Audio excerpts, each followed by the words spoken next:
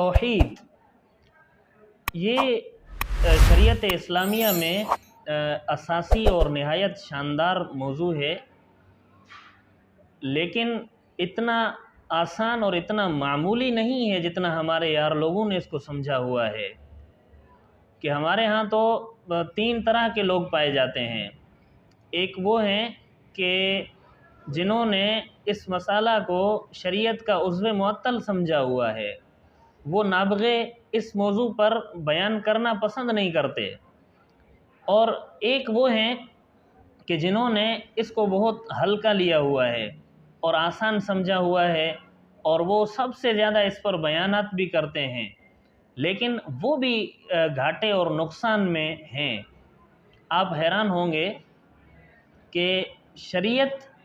کے ایک اساسی موضوع کو اختیار کرنے والے لوگ گھاٹے کا شکار کیسے ہوئے، تو اس پر میں ابھی بات کرتا ہوں۔ تیسرے وہ لوگ ہیں کہ جنہیں عارفین کہا جاتا ہے، اللہ کو جاننے والے، اللہ کے مقرب بندے۔ یہ لوگ جو ہے وہ اس موضوع کو اختیار بھی کرتے ہیں اور اس کے عوارض سے دامن بچا کے نکلنے میں کامیاب بھی ہو جاتے ہیں۔ اب دوسری قسم کے جو میں نے بندے بتائے کہ وہ اس موضوع کو اختیار کرنے کے باوجود گھاٹے کا شکار کیسے ہو جاتے ہیں، در حقیقت وہ اس موضوع کو تو اختیار کر لیتے ہیں، لیکن ان کو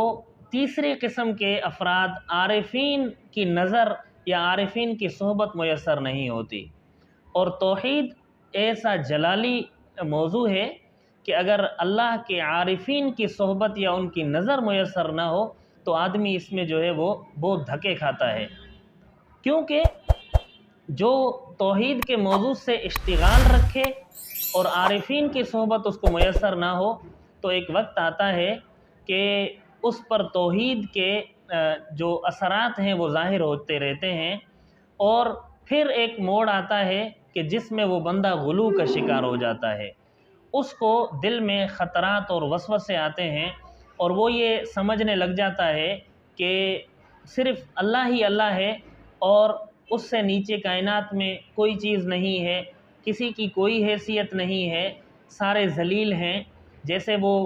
پچھلے ادوار میں یہ بیانیہ بھی مشہور ہوا تھا کہ نبی ہو یا رسول، اللہ کے آگے اس کی حیثیت جو ہے چوڑے چمار والی بھی نہیں ہے، اللہ کی ساری مخلوق بڑی ذلیل ہے۔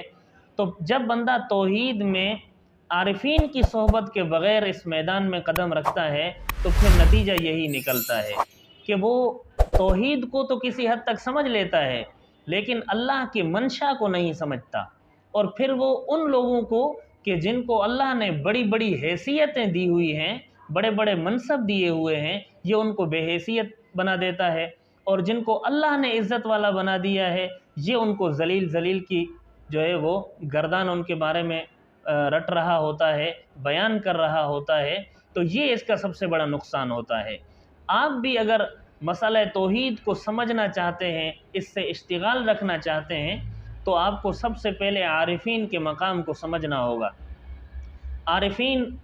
کے مقام کو سمجھنے کے بعد اس موضوع کو اختیار کرنا ہوگا تفصیلی طور پر، وگرنہ آپ کے ساتھ بھی یہی ہوگا۔ یہی وجہ ہے کہ پہلے میں توحید پر بہت زیادہ بیانات کرتا تھا، پھر ایک وقت آیا مجھ پر یہ واضح ہوا کہ اس کی وجہ سے متعلقین کی جرأتیں بڑھ جاتی ہیں اور وہ سمجھتے ہیں کہ بس اور تو نیچے کچھ بھی نہیں ہے،